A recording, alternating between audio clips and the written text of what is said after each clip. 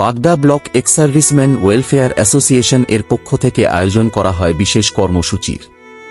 সকাল 9:30 নাগাদ জাতীয় সঙ্গীতের মধ্য দিয়ে শুরু হয় অনুষ্ঠান। ফৌজি রীতিনীতি ও শৃঙ্খলা মেনে মর্যাদার সঙ্গে উত্তোলন করা হয় জাতীয় পতাকা। এরপর বাগদা বাজারের প্রধান সড়ক ধরে আয়োজন করা হয় বর্ণাঢ্য পদযাত্রার।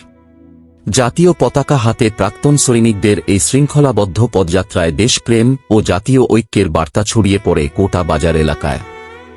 অনুষ্ঠানে উপস্থিত ছিলেন সংগঠনের চেয়ারম্যান হর্ষিত বাগচি, ভাইস চেয়ারম্যান আনন্দ অধিকারী ও নির্মল কাঞ্জিলাল, সভাপতি সুভাষ মণ্ডল, সম্পাদক মৃণাল কান্তি বিশ্বাস, শ্যামল মজুমদার, ক্যাশিয়ার দীপক পাল, রমেশ বিশ্বাস, কনভেনর নেপাল বিশ্বাস এবং বিজেপির বাগদা 1 নম্বর মণ্ডল সভাপতি দিবাকর তরফদার।